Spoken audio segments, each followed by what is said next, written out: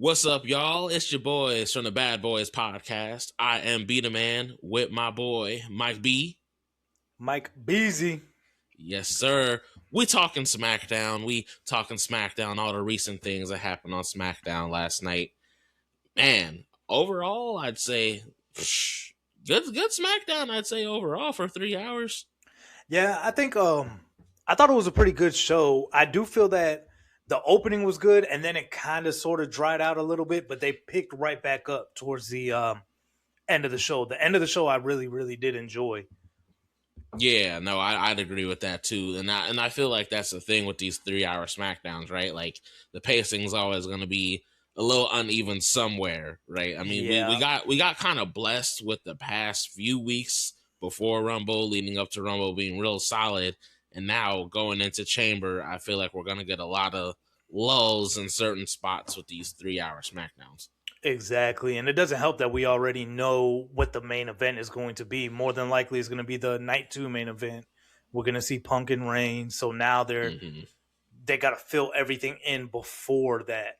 And I thought they did a pretty decent job of kind of setting us up to see where we might be going, or at least get everything rolling in our brains to start, kind of coming up with where they may go with, as far as the Mania card. Yeah, it's definitely looking like a few things here and there that they're gonna end up doing. Like this opening promo with Drew and Cody, I think it adds a lot to what we already know about them leaning towards not just Drew and Cody, but Drew, Cody, and Jacob. Yeah. So that opening segment, I liked it. Don't get me wrong. I feel like the past few weeks, really on the SmackDown side of things, and really with the same people, Cody, Drew, Jacob Fatu, they're really relying on this brawling throughout the arena and everything like that. They're relying heavily on that, and that's okay. I like to see a good fight and everything like For that. sure. It just seems like it's on a weekly basis at this point. Exactly. And it's just I mean, I see the vision, as you always say. I see the vision. Yeah. It's just is this something that we're going to see every single week leading into Chamber or even Mania?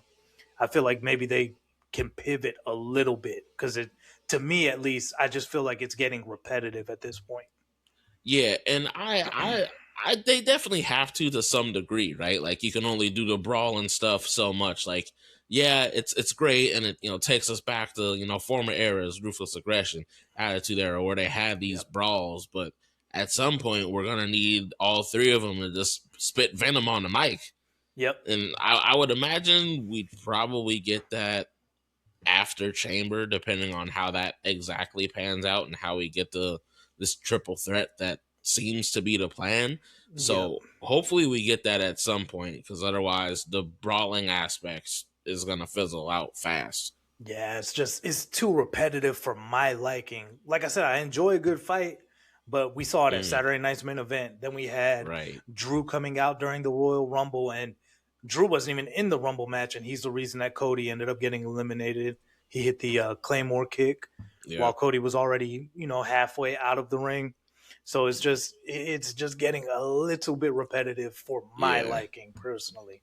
No, I definitely agree with that. And that's where I feel like the added factor of Jacob Fatu will really help spice up this Drew and Cody feud, which it actually reminds me of something I saw on Twitter late last night. Someone was saying, we're at a point now where even a 3 stages of hell match doesn't end a feud in WWE. Yep, I think I saw something similar on Twitter. It might have even been the same tweet where they pretty much said, getting into a feud with Drew McIntyre is like a life sentence at this point. Because this guy, I know we'll talk about it later on, but he still has beef with people from like around the pandemic era. Exactly. That got brought into the forefront again on last night's show.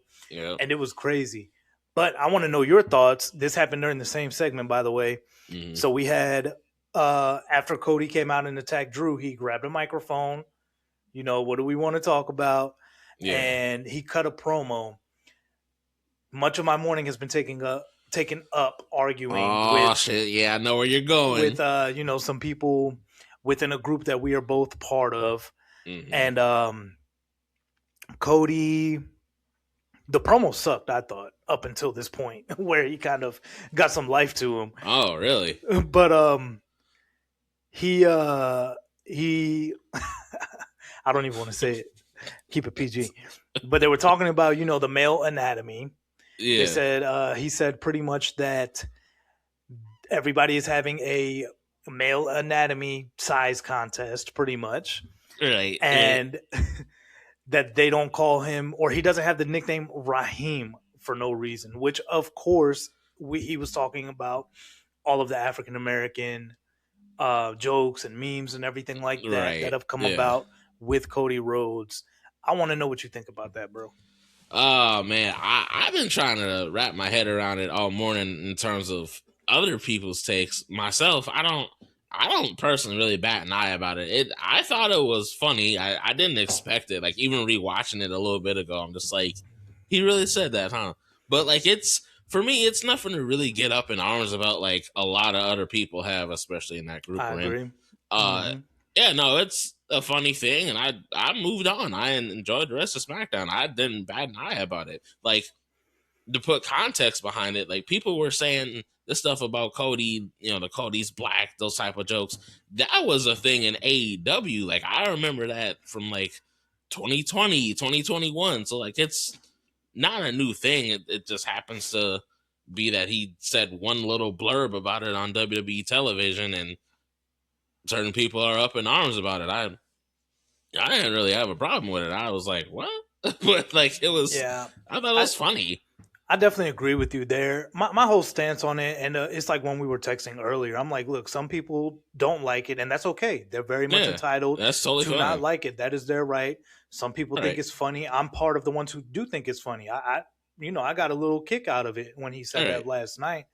But it's nothing to crucify anybody over, whether they like it or dislike it. And then, of course, it's the whole big thing. Oh, it happened during Black History Month and everything like that. Well, the thing is that these memes have been going around for the better part of 5 years, maybe. Oh, definitely that they've been going around. Yeah, about 5 years.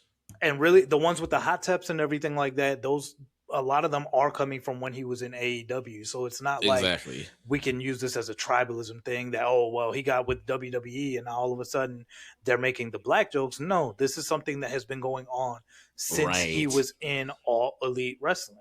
Yes.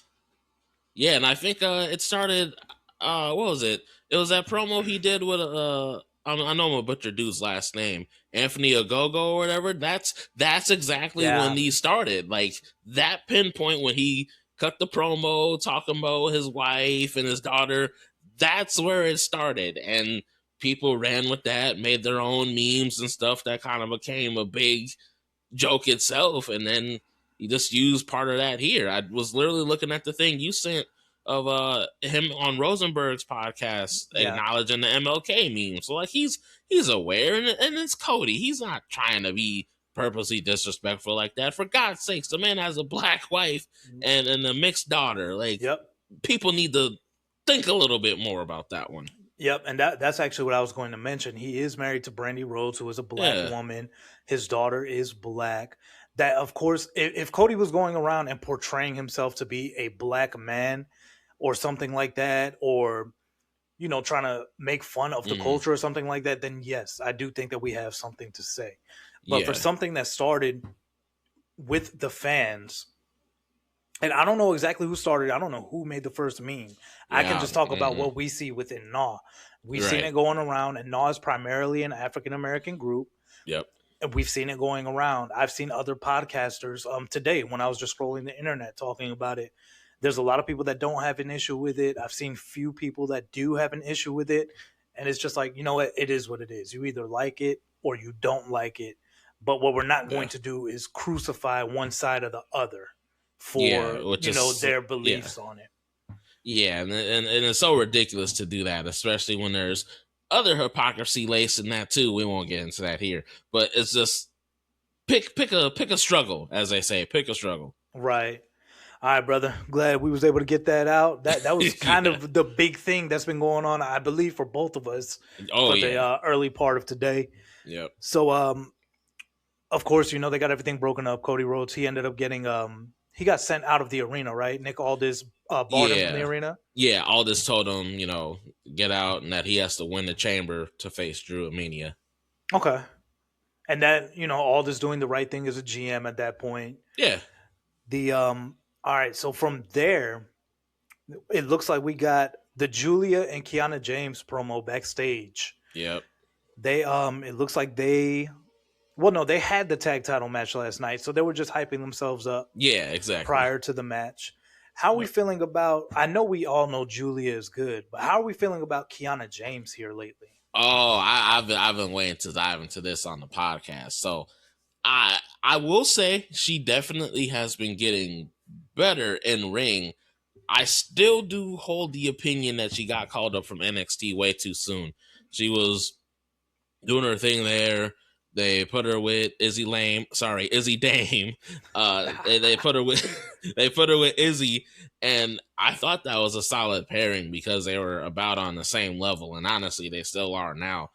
I still do think Kiana could use some more time in NXT to really sharpen herself, hone her skills, because being on the main roster, she got a lot of that time already taken away. She was originally on Raw.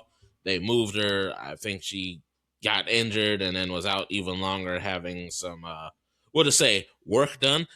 So she's already missed some time as is. So like granted she's kind of come back decent enough, but I don't know. I want to see more from her than just the Birkin bag, skirts, stuff, out. Like, I don't know. I want to see more from her. Like, we saw a little bit of that last night, but I want to see even more because they're just barely scratching the surface with her. I will say though, too, I also think her and Julia are a bit miscast. Like, I get it. They want to go the manager approach or Julia, all that, help Kiana speak a little bit more, but I don't know. Kiana doesn't seem as natural as like, a Sonya Deville, Daria over in TNA. And I feel Right. like that's the vibe they're trying to go with, but I don't know. There's just something there that's still not clicking with Kiana James for me. Yeah, I agree. I honestly didn't even know who she was before she started working with Julia. Yeah, I remember you asking me a And lot about her. I think I'm assuming when she was part of NXT, it was probably during that NXT 2.0 period when Yeah, she it started was. coming to the forefront. And I Hmm. didn't watch NXT 2.0, as you know. I Yeah, was not a fan. I couldn't get past the colorful lights and everything like that. I couldn't do it. But she did when they did pair her with Julia, I got introduced to her. And then originally I thought that she was just going to be Julia's manager, yeah, just somebody there who could speak that we could know what Julia ultimately wants without a language barrier. But then I saw that she was an in-ring competitor as well. The first match that I saw from her was hard to watch. You could tell that she didn't have very much reps in her tank and she was moving kind hmm of stiff. It looked like she didn't know how to take bumps properly. But she's slowly getting better, in my opinion. I hmm still don't think that she's had very many matches to be showcased in a championship match on TV the way that they were last night. But yeah. she looked good. I noticed that she was getting a lot better, I guess, during the Royal Rumble. She did look good in the Rumble, I That's thought. what. Yeah, I agree with that, and I think I even said it in the chat at the time. Like she was noticeably better to me. Like that was honestly one of her better showings I've ever seen. Yep, I agree. I thought she looked really good in the Rumble, and I thought she looked pretty good last night too, in her match. Of course, no, I don't think anybody expected Julia and Kiana James to beat Rhea Ripley and Io Sky, Yeah, hell no. but for her to be in a match with those three women, I thought she did pretty good. She's not gonna have of course she doesn't have as much skill as the other three competitors in the match, Right. but she looked good for where she is right now as a competitor. And I'm on board. If she's gonna keep getting better, I'm on board. Yeah, I agree. The where did we go next? We had Mello versus Miz. I believe before that, we had a little segment with Carmelo Hayes, Ilya Dragunov, and that's where the Miz came in, kind of claiming his shot, to get in a title match. And of course, Ilya wasn't really trying to have that, but Carmelo, he was like, screw it, like we can head to the ring right now, and that's essentially how we got Melo and Miz. Yeah. Okay. So I do remember the backstage segment. It looked like we were heading towards a Carmelo versus Ilya match again Yeah, and that's what before I Miz thought was came gonna happen. forward. Yeah, because Ilya was in ring gear, ready to go. Yep. So here's my thought before we get to the actual match itself, Mm, just with the backstage promo. If okay, so we've been having the United States Championship, the Open Challenge, since Sami Zayn held the title a few months back. yeah, And if it's an open challenge, I don't think this is like my only gripe with that whole segment. I don't think that people should be able to just approach Nick Aldis and be like, "Hey, I want a US title match." Well, I guess I don't know. With it being an open challenge, is I don't like the open challenge concept personally. oh really? Yeah, I don't like it.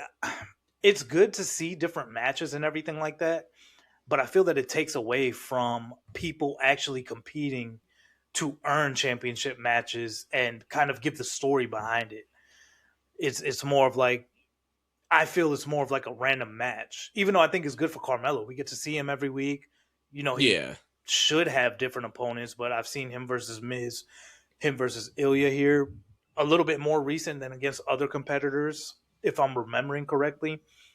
But I don't know. Maybe it's just a Miz. Maybe I just didn't want to see Miz versus Carmelo.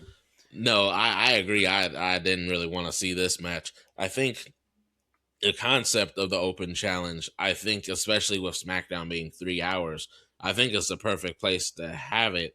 I definitely see your point about it being more of a random match versus a storyline, but I feel like WWE is doing that by design. I feel like with them not really having any concrete plans for the men's US title, it seems like the best they've got is this open challenge, which is okay, I suppose, but it does go to your point of it'd be nice to not have a random match for it and have some build up to an actual US title match. But I guess that also kind of equates to how they view shit, both the men's and women's US titles. Yeah, and I guess it's kind of similar to AEW does those eliminator matches where it's Hmm. like you get in the ring versus a champion. If you beat the champion, I think you get a title match somewhere down the line. But I'm so accustomed to, well, I guess not accustomed to it because this style of the open challenge and stuff has kind of been going on back and forth for John Cena started one in like 2012 or something like that, Yeah, something like whatever that. Or year it was. 2014, 15, something like that. But the difference between that one and what we have, I feel right now on SmackDown, when John Cena was running it, we truly got surprise competitors, such as like Sami Zayn came up to challenge from NXT at the time. Yep. Kevin Owens came up and he ended up beating John Cena for the title, if I'm not Yeah. mistaken. Yep. So that was a little bit more, I felt it was more of that shock factor and a little bit more entertaining than seeing the Miz constantly, hey, I helped you get here. I deserve a title match because if it wasn't for me, you wouldn't be the United States champion. Like, give me a break. Yeah, like come on. And that's the thing. I might have said this last night in the chat, but I feel like feuding with Miz doesn't really get you anywhere. Like we've seen the Miz mentorship storyline way too many times. Yeah. Him with Brian, him with Alex Riley, uh not really with him and John Morrison, but same thing, damn near. Uh they tried to do it with Miz and Champa, which that was not great whatsoever. Yeah, at So all. it's like I don't know what they really try to do with pairing people with Miz like that because it never really works out for the other person. It barely works out for Miz. Yeah. I'm very grateful. Very grateful that Carmelo was able to kind of get out of that like Miz vortex. I Yep. think as like Joe called it, but yeah, I don't want to see Miz and Mello have a match anymore. Like this match was fine. Mello won, did his thing. There was a spot where Mello tried to kick Miz in his head, and it Yeah, clearly looked like Miz was not trying to take that kick. And who said it? It was Remy. He was like, Miz looks like he's scared to get kicked in the head. yeah, And I was saying that you know, Brian Danielson already told us Miz looked like he don't ever want to get hit when he yeah. Like he wrestles. plays that safe worker, and I'm glad Yeah. you mentioned that because I'm actually really glad you mentioned that because Miz does not fit in today's WWE, in my opinion. Mm, While WWE is still they're the leader of sports entertainment. They are the leader mm, of sports entertainment. It seems like they are getting more to the wrestling as well. It's still the spectacle that we love. We still have the big stars, but they have some wrestling skill. yeah. And the Miz, when he joined WWE all those moves ago, he was coming off of being very popular on MTV's The Real World. A lot of people knew who he was. Then he jumped over into the sports entertainment category. But everybody then, you didn't have to be able to wrestle very well back then. Yeah. If you were some type of superstar status, then you would fit in with WWE because it was just about the big names back then. But now we're moving to a point where, like, you have Roman Reigns, he's a household name, but he's not really a movie star. He's appeared in movies, but he's not like a movie star. He is popular for what he's done in WWE. And it's Exactly. just we're getting and he can, he's not a Will Ospreay or a Kenny Omega, but I don't need him to be. He has enough skill where he can put on a good match. He's believable that he's a badass. He looks like he could kick any of our asses. That's Yep. what we need. Plus some of the in-ring skill. And Miz to me just doesn't fit the mold of where it seems like WWE is heading to. Yeah, especially coming from that tough enough era, kind of a tough enough era where again you didn't really have to come in with much experience. They was gonna do what they can, and historically tough enough shows, you know, even like LFG, typically there's not much success out of them. Miz surprisingly is one of like two people, the other being his former tag partner, that have actually come out of tough enough with some damn success. Yep. But I think you are right. I think his style in a way is definitely a bit antiquated for this era just because we've got so much athleticism. Then there's a miss. Yeah. And I don't want to take anything away from the Miz because he's been in the business for a very long time. He's the way that he's wrestled. He rarely gets injured, like he did say when him and Daniel Bryan were on that talking, or I'm sorry, Bryan Danielson were on that Talking Smack episode Mm, that you mentioned just a minute ago. And man, Bryan Danielson, he would fit into WWE now. It's not that he didn't fit in back then, but he had a particular style that he enjoyed that we're seeing more in WWE now. yeah, And it's just like he was in the right place at the wrong time type absolutely. ordeal. Yeah, especially when you consider, you know, what Evolve is doing, what NXT is doing, the main roster actually having way more quality matches versus when he was around and it was Vince who was older and just everything was different. So he would Right, absolutely fit in this era. right. And getting into the match itself between Miz and Carmelo, I thought it was fine. I thought it was okay for a Yeah. TV match. Carmelo, he was able to get another match. Carmelo looked great, like he always does. And Yep. Miz wrestled his style, what we're accustomed to. I thought it was okay. It was okay. Carmelo took the victory. That's how it should have been, Yeah, with him being the exactly. United States champion, and Hmm. move on to the next one, pretty much. Yeah. Yeah. So after that, we had the Uncle Howdy Bo Dallas promo where he was addressing Solo and MFTs. Now, I'm so sick of this storyline. yeah, man, I know Joe gonna be listening and he gonna be happy I'm saying this, but he has a point, and for our listeners and viewers, I'll kind of fill y'all in. The Wyatt Six definitely don't have any real direction, and neither do the MFTs. To be honest, like they're both stuck in this vortex with each other that isn't really going anywhere. I mean, I do think there's one thing kind of towards the end of SmackDown that kind of may indicate some of where we're going with at least Solo that we'll touch on later. But this really isn't helping either team. You can tell they don't really know where they're going with Wyatt Six, especially after that stuff with when Karrion Kross was still in WWE and they were doing the Wyatt Six Final Testament stuff. They haven't known, even then that was kind of a weird direction. They didn't really seem to know where they're going. But this especially, no, they have no clue what they're doing. And I hate to say it because I at least like everyone in Wyatt Six. MFTs is a different story.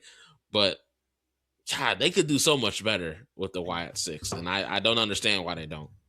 Yeah, like I agree. Like Bo Dallas has stepped into this role and he has handled it very well, Yeah. especially with it being so soon after his brother, rest in peace, Bray Wyatt, passing. And they kind of use that situation to bring Bo Dallas back.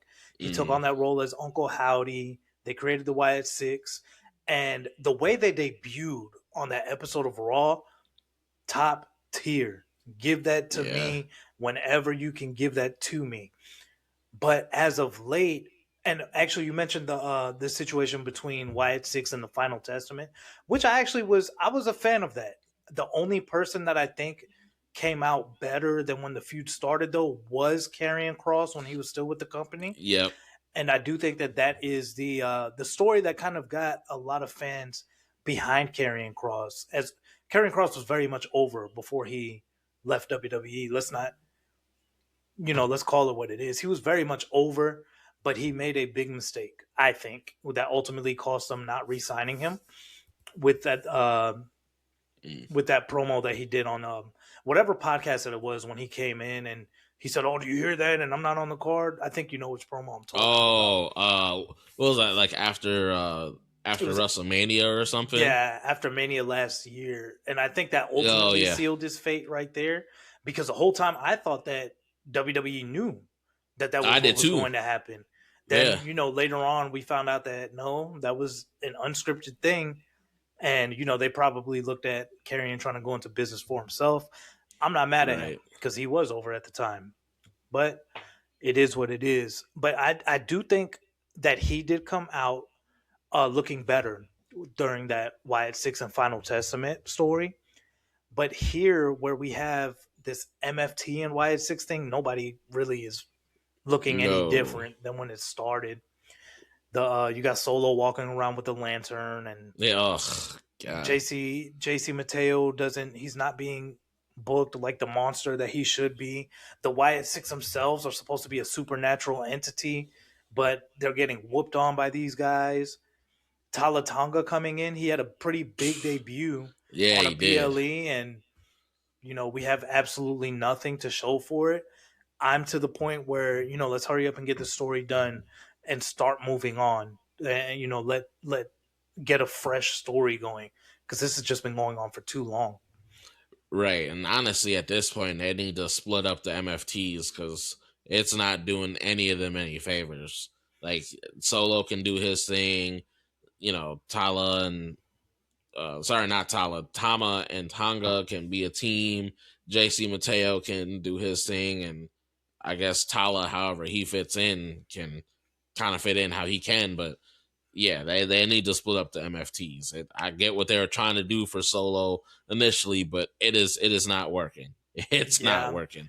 and I'll touch a little bit more on Tama when we get to. He did have a match last night. I'll touch a little bit more on how I feel about that. But you could do Tama and Tongaloa. You could put them back together like the Gorillas of Destiny, Yeah, because exactly. people have been clamoring to see Gorillas of Destiny versus the Usos for years, Yes, and they you have. have of all four members of those two tag teams in your company, and you have a money match. Maybe not money for celebrities and stuff. They may not know who Gorillas of Destiny are, but at least for your core wrestling fans, that is a match that people have been wanting to see for years. Oh, absolutely, absolutely. So we had After the Uncle Howdy promo, we saw Tiffany Stratton backstage. Tiffany Stratton was backstage cutting a promo leading into the triple threat elimination chamber qualifier match, and she was interrupted by Chelsea Green. I am a big Yeah. Chelsea Green Yes, sir. fan. Me Chelsea too. Green was over there playing Paperboy. Or I'm sorry, that was Alba Fire throwing the papers Yeah. to everybody backstage. Yeah. So, what do you think about the promo itself? I thought the promo itself was fine. Obviously, you could tell the minute Chelsea appeared on screen, big reaction from the crowd, big reaction.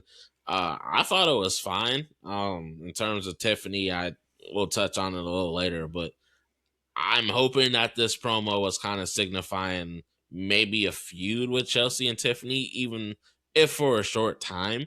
But I thought it was fine. Chelsea talked her stuff and didn't let Tiffany, get one on her. So I Yeah, thought it was fine. yeah, I thought the promo was pretty good. It was good. Tiffany, coming back from injury at the Rumble, hyping herself up a little bit. I thought it was a good self promo that she did. Anytime Chelsea Green is on screen, I enjoy it. I do think she's one of the better entertainers in Oh, the I do women's too. division. Yeah. And overall, it was a good promo leading us into the matchup. So, what do you think about the matchup, though? I know, I got a few things that I feel about this one.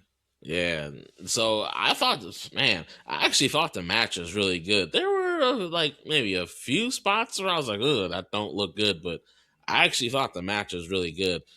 Big, uh, good, decent pop for Chelsea. I thought Lash got a nice pop that was well deserved. Um, and then of course Tiffany did as well. But I thought the match itself was pretty damn good. Again, there are a couple spots, but I like the match a lot. I definitely was not hoping for Tiffany to win. I then I thought Chelsea was gonna win. Honestly, the way it was going, like I wanted Lash to win, but I wasn't gonna be mad if Chelsea won, especially with everything going on with the Michael Hayes comments and stuff. But I thought the actual match was pretty damn good. Honestly, one of the better matches of the night. Yep, I agree. I thought the match was really good. That was a very good triple threat match. I think all three women were showcased very well in that Yeah. match. They continue to make Lash the powerhouse Yes. in the division that she deserves to be. I'm very excited to see where that might lead her for the rest of the year. But I think I'm reversed from how you felt about the winners. I wanted Chelsea Green to win and would not have been mad if Lash won, but I didn't want Tiffany Stratton to win either. And I just feel Tiffany Stratton returned at the Rumble, and it seems like she's getting instantly pushed into the SmackDown women's main event scene. Yeah. And it's almost like we're supposed to forget that she got absolutely destroyed by Jade Cargill before she went to recover the injury that she had. Hmm. And I understand. Tiffany Stratton has what WWE is looking for. She's very pretty. She's athletic, very skilled in the ring. We know that she's good. Yeah. All three women, they're beautiful women. They're skilled for the most part in the ring. Tiffany being, a little bit more skilled than the other two. But I wanted Chelsea to win. I do think that's why I asked John Darius. I don't know if you saw my message to him earlier, and I wanted to know who got the bigger pop. He was there live Oh, last night, right. Yeah. and I asked him, who had the bigger pop during that the entrances, and he said by miles it was Chelsea Green. So Chelsea Mm, Green is very much connecting with the fans. yeah. I think that she's not been given a chance to show her true skill within WWE. I agree. I know you and I have seen it, but anybody who's watching this video, if you've not seen Chelsea Green versus Penta Dark from Lucha Underground, do yourself a favor and go watch that match, and then Yep. come back and tell me that Chelsea Green doesn't deserve to be in a main event at some point. Exactly. I wanted Chelsea Green to win. We got Tiffany. I think that was a safe move. I She think so has the too. history with Jade, but overall a really good match. I just think that we need to add some layers to Tiffany Stratton because she's coming off the exact same as she was when she left, and she has Yes. no layers to her character, in my opinion. And yeah, that's what I've been waiting to talk about on the podcast. Is like, to your exact point, like she doesn't, kind of similar to Kiana James, she doesn't, she's kind of within this certain box that they can't really get out of with her character wise. Like, Barbie, princess, whatever, but they can't really get out their own way in terms of making her have more depth than that. Like even Charlotte had to gain more character depth. We're finally seeing that with her and Alexa Bliss. Right. Several other examples that I can think of, but Tiffany needs those extra layers. And like you said, we can't forget she just got whooped up by Jade, like last year, and took the time off. Like let's get a little something different with her. That's why I Right. wasn't pleased when she won, because I'm like, all right, that's fine, but I don't want to see Tiffany and Jade at WrestleMania. Like even though it's, if we're going off the WrestleMania promo, the Vegas one, I guess going off that, it might not be surprising if we get that, but I don't want Oh, to. you're talking about the poker game Yeah, with yeah, the yeah, women sitting at the table? yeah. Because just thinking about it, I'm like, shit. We they added Liv in, and we got Liv winning the Rumble, so it makes Mhm. me think, going off that commercial, I'm like, we might get Tiffany and Jade at WrestleMania. Yeah, that's a very strong possibility. I hope that we don't go that way. Yeah, I I have hope some so thoughts too. on the direction that I hope that they go. That I'll mention later on when we get to that point. But man, it'll be fine. It'll be a good match. But Yeah, it's just Tiffany it's coming off boring to me. And I like Tiffany Stratton. I do like her. Her character is just coming off boring to me right yeah, now. I agree. Definitely a big fan of her. Of course, Minnesota gal, so I gotta show love, of course. But yeah, I want a little bit more from her character wise, because I don't hate her. She's very skilled in the ring, but I want more from her character wise. Agreed. All right, you want to take us to the next segment, my brother? Yeah, so we had Randy Orton backstage talking about the main event. That Randy Orton, he's when he's on screen, you just pay attention. This Oh, he's no doubt. just a legend in the business. So I have Aleister Black actually interrupted Randy while he was Mm, talking about that's right. the triple threat main event. Aleister Black interrupted. There was really nothing of substance in this promo. There was just one thing that caught my attention was Aleister Black said, with us losing here legends here recently, and he was talking about John Cena and AJ Styles, who have just Yeah. both been retired by Gunther. He said it's nice having you here for the time being, or something to that extent, Mm, which it kind of rung a bell. Like, is he looking to possibly retire Orton in the future, which I don't think is going to happen anyway, not by Aleister Black. yeah, no. But No. I just thought it was something kind of interesting that kind of caught my attention when he said it. And that was something else that I didn't catch until I rewatched the show this morning. I just thought it was just just a backstage thing, but I caught it Yeah, this morning. I actually forgot about that, to be honest. Because in my notes I just had Randy Orton's segment. I forgot Alistair had interrupted it. Hmm. I certainly don't think he'd be the person to end Randy by any means. Randy signing there a long term contract with WWE, and I think it's for a while. So I don't think he's going anywhere no time soon. But I don't see Alistair being the guy to retire him at all. No, But not at I all. think the feud would be really good though. Like that is something fresh. Like I'd love to see the feud, but Alistair retiring Randy? No. No. And that's actually a feud. That's a feud that I wouldn't mind seeing because with Alistair he's a great wrestler in the ring, of course, but this Yeah. character that he has is borderline where you can make him like a supernatural type guy or just have him straight in ring. And one of my favorite stories that involved Randy Orton was, once again, rest in peace, Bray Wyatt, but was when he and Bray Wyatt had their beef leading into their WrestleMania match. And Yeah. just it seemed like Orton was always having to battle a new demon during that short story because it was only like maybe a month or two. Yeah. But I Yep. saw some layers to Randy Orton that I was like, oh, like this guy is good. He's good. Yeah. And Bray Wyatt was like the perfect dance partner for that because Bray Wyatt is such an intelligent mind, creative mind. They were able to put some magic together.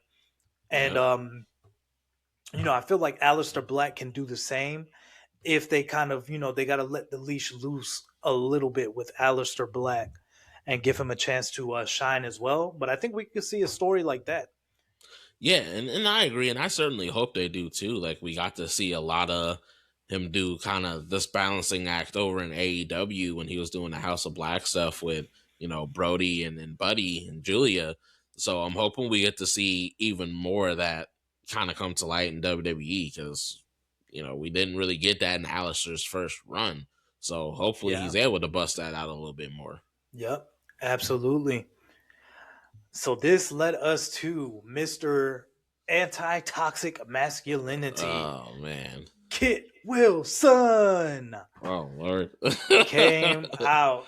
I despise his theme song still. Oh, you I know a already lot of know. people like it. Yeah. I don't like the theme song. I hate it.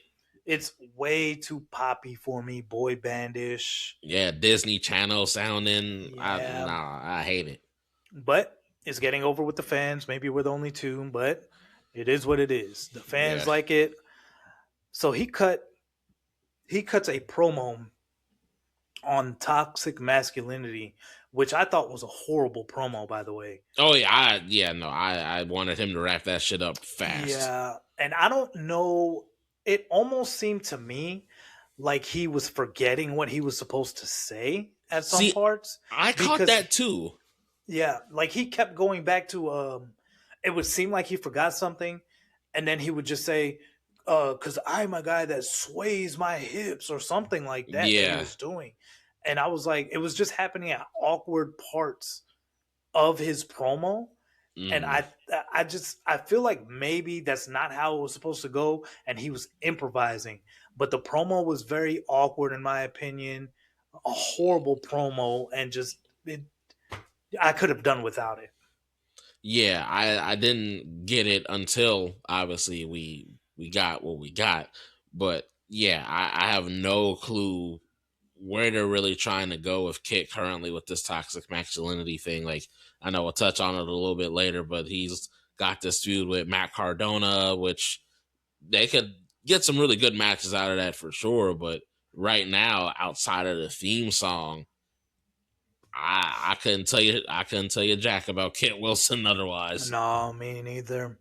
So that led us into I don't did he lay out like a challenge?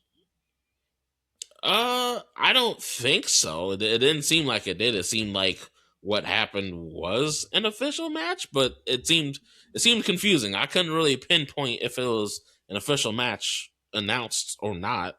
Yeah, 'cause I think the promo it was awkward. I do think I wholeheartedly think that he forgot what he was supposed to say Yeah, and no, he I was agree thinking on it. improvising. Yeah. But ultimately it led to Obafemi coming Yeah. out and taking on Kit Wilson.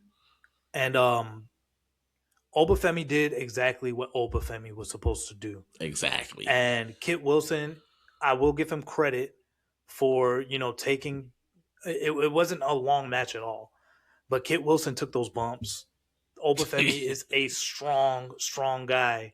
And I would imagine that when he takes you down to that mat, it hurts. And Hell yeah. Kit Wilson took it. So it was I'm gonna say this comparison, but it was very much a Brock Lesnar type match, just with Obafemi playing the role of the monster. Oh, absolutely. Like Obafemi, Kit. what was it? He threw Kit in the corner, ran and slammed him in the corner a couple of times, picked him up like a child, and threw him. Hit the fall from grace, and it was 1, 2, 3. Kit's vest didn't even come off. No. So, what did you think about this one? Oh man, I loved it, man. I'm so happy to see Oba just popping up right now on both shows. I love it, man. My wife was watching with me and she loved it. The comparison she said was that Oba picked him up like he was a woman. Like that's the comparison she said. And Yeah, no, it did exactly what needed to be done. Oba put him down, is on his squashing tour, and it looks like it's. I mean, I hope anyway that it does lead to him versus Brock. Like you see the trajectory. It's not quite parallel, but it's very similar. Oba coming in, squashing people just like Brock did in late '01, early '02 with Paul Heyman. So the parallels are kind of getting there, and I hope we're getting Oba and Brock at Mania. Yeah, that's why I hope this is leading as well. And if we do get there, Oba needs to go over. And Definitely. if we do get that match, we'll talk about that closer to Mania for sure. Oh yeah. But I do hope that that's where we're heading. It did what it was supposed to do. Same like I Yep. felt with the War Raiders on Monday night. A lot of people were not happy with it, but Oba looked like a monster, which is Exactly. what WWE is looking for right now. Yeah, and they need to do that because Brock's not going to be around much longer. I mean, I haven't heard anything really of merit about how much longer he's going to go. But if you're going to have a Brock Lesnar successor, have it be Obafemi, have him keep squashing people, and we know he can actually put on good matches as we've seen in NXT. So, hey, let's make it official. Get him in there as the official Brock Lesnar successor. Right. And that's actually a very fair assessment because truthfully, AJ Styles 2002 debut, John Cena Mm, 2002 debut, Brock Lesnar came in with them, and so did Randy Orton. I know we talked about what Alistair said to Randy Orton just a few minutes ago, but all of these guys, it seems like their time is coming. And, we do need to start looking at getting the next generation ready for when these exactly. guys are all gone. So, what do you have next on your notes, my brother? Let's see. I have shortly after that, Truth and Damian Priest were like watching Obafemi, and Truth was Oh, yeah. doing a little Oba dance, and Yeah. Drew like interrupted them. I don't really think I don't have in my notes what Drew said, but he said something like briefly to them that like had like Priest bothered about whatever he said. I just don't have notes of that. But after that interaction with Priest and Truth, Drew went out to the ring and cut the promo that we were hoping for, kind of responding to not just Cody, but also responding to Punk and Roman trying to shit on him in the WWE title. That didn't happen just yet. Oh, Hold on. We'll get to that in a second. I want to talk about why I didn't care at all for this R Truth and Damian Priest oh yeah, my bad. little That was in the wrong interaction. spot in my notes. You right. My bad.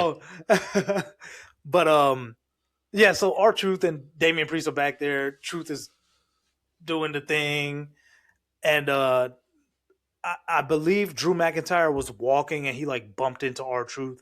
I think that's what started the whole interaction. Yeah. I don't remember what he said, if he even said anything either, because I do remember. I know R Truth said something to Drew like, "Hey, watch where you're going" or something like that, and it looked like, I don't know. I don't know if Priest was sticking up for R Truth or something like that, but Yeah, I I can't know for remember. sure Drew didn't say anything to Priest. He may have said something to did I say Truth or Drew? Drew didn't say anything to Priest. I don't remember if he said something to R Truth, but I know that he was kind of storming off, and then we heard his music hit while he was still walking off. Yeah, and I got mistaken. So we had Drew was trying to go out to the ring to cut the promo we got later on that I mentioned, but actually Jacob Fatu attacked Drew. So that's what we got. I don't know Yeah, why I crossed that, but yeah, Jacob came out and attacked Drew. and it's funny thinking about it now. Like Drew was coming out, he just wanted to talk and just kept getting jumped by Yeah, by everybody that he has an yeah, issue with. So we touched on this earlier. I don't want to get too deep into it again, but again, another brawl. yep, Somebody coming out there, Jacob Fatu attacks. Um, Jacob Fatu, though, what throws me off, yes, he does have beef with Drew McIntyre, but I feel like it's been at least being presented here recently that his bigger problem is with Cody Rhodes.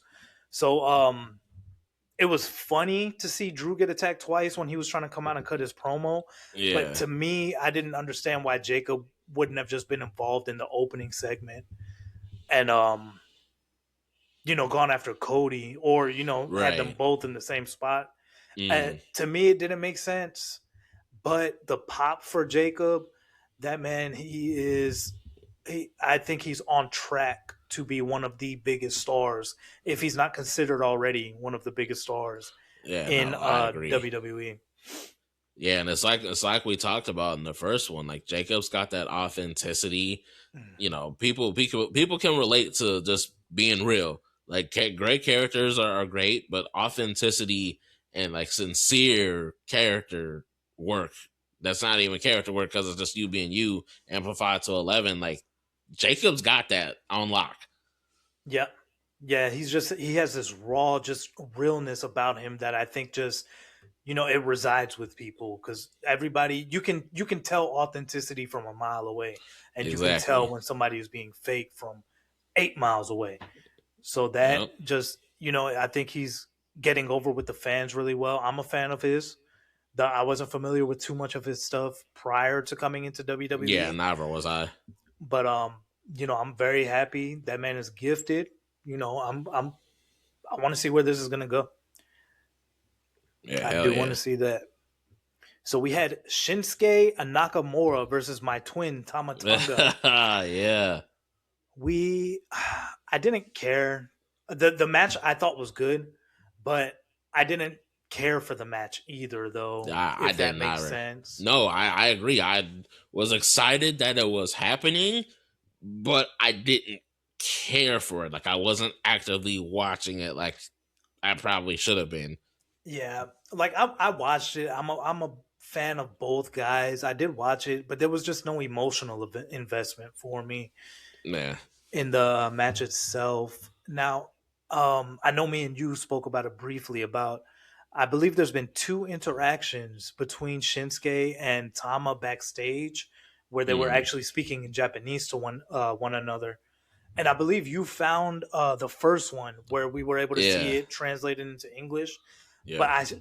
I don't know what happened with the second one, and I think just not knowing the full conversation, I can't really grasp onto anything there, because I have no clue what they were even talking about. Yeah, I mean the most I got from it just based off the first one is Shinsuke, telling him that he's not who he once was. And I feel like the only connection I can kind of make, just going off of what happened later, is that we might get some hints of some sorts about what could be the case, with the future of the MFTs. So I'm thinking maybe that's kind of like a hint that maybe these dudes will end up splitting up down the line. I mean, I don't know, but if Shinsuke is trying to tell Tama, hey, you ain't who you used to be, and there's this other stuff going on within the MFTs, maybe that's kind of the like brief hint that all right, these dudes might be about to part. Hmm. Yeah, I don't know what's gonna come about it, but Tama did take the victory here. He won with his finishing move is called the Cutthroat. Mm, And essentially, what it is it's the same as like the Hidden Blade from Will Ospreay, who I could see them sharing the same move. I do think that they're friends in real life. They spent a lot of time together in mm, Japan. But Tama Tonga got the victory here, and to me, that kind of reassured something that I had been thinking, that when the MFTs do split, of course, Solo is kind of a made man, just being part of the family that he's in. But I yeah. do think that Tama Tonga is going to be the standout out of the the backstage dancers or the background singers between Tama Mm, Tonga, Tala Tonga, and Tonga Loa. I do think that Tama is going to be the standout. Especially, that's a pretty high profile win for him yeah, in it is. WWE, to go over Shinsuke Nakamura.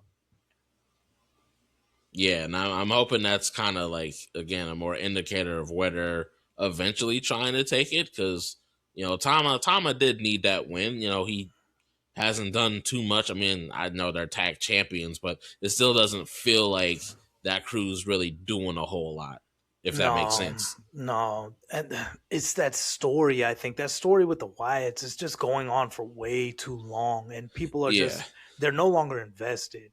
Even if I don't think either you or I was ever really a big fan of the MFT stable, No. but if anybody was a fan of the MFTs when they were made, I'm curious to see if they're still fans of what's going on. Yeah, I'd be curious too. I don't really know any MFT fans. If they're out there, hey, let us know. But I Yeah, ain't seen a single one.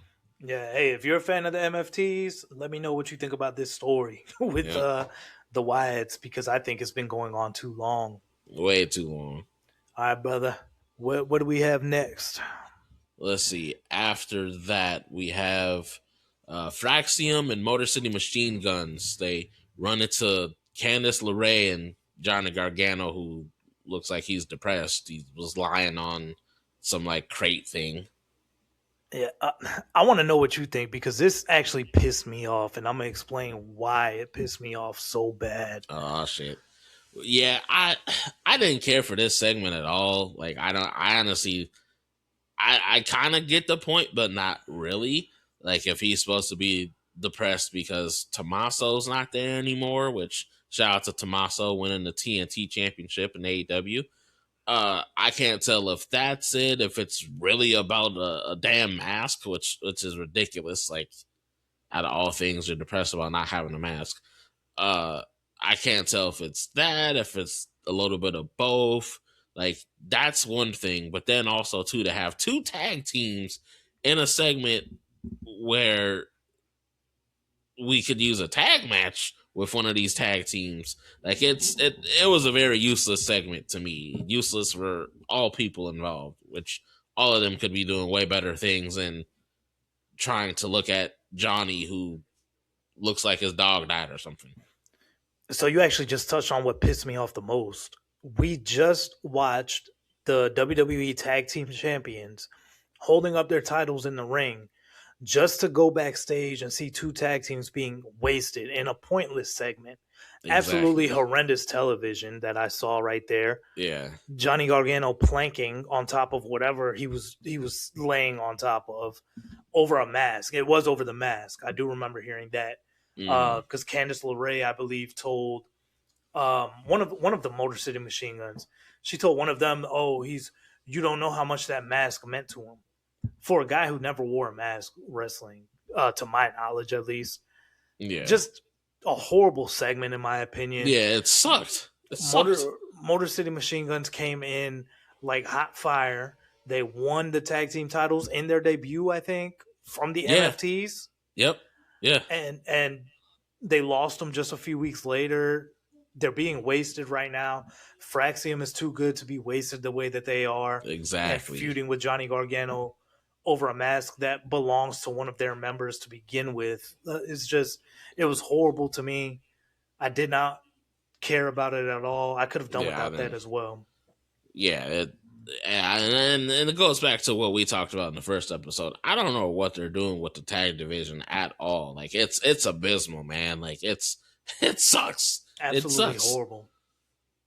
Absolute trash. It's like tag team wrestling, and I haven't kept up with AEW. I do need to get back to watching AEW again.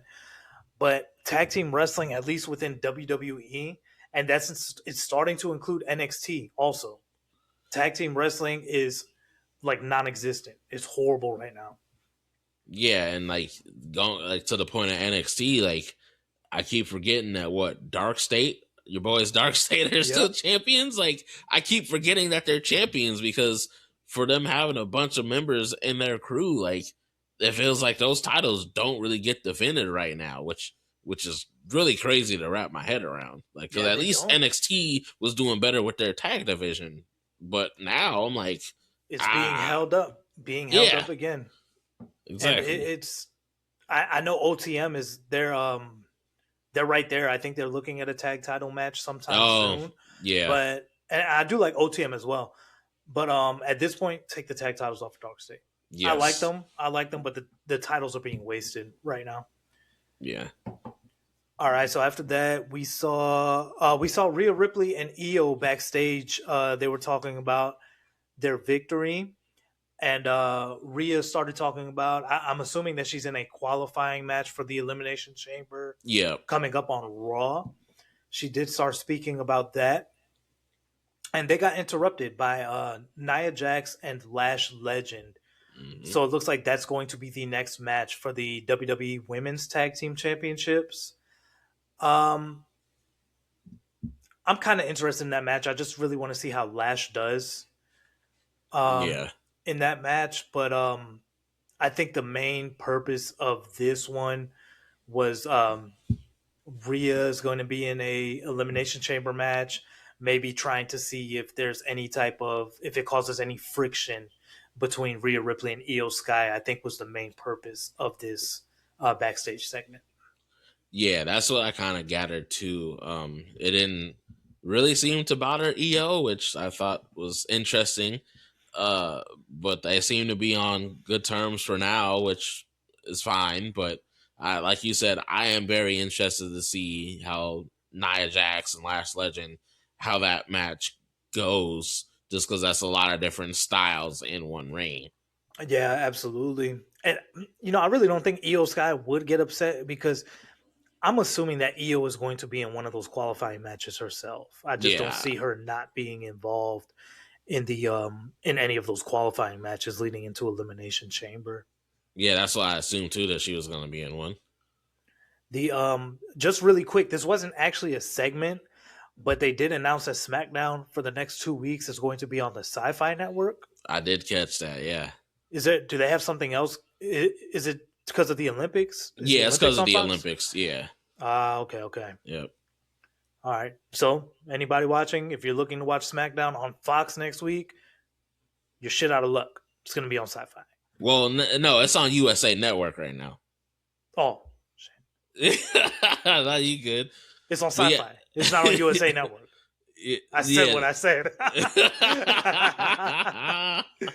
Little blooper. Let's keep it in there. Let's keep it in there. Oh, you know we will. Ain't no editing.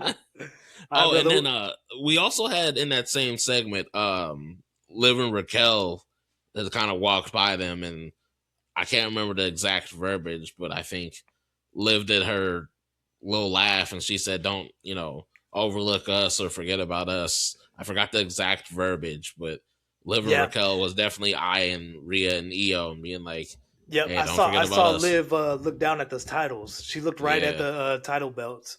And then ooh, I can't wait to talk about that one.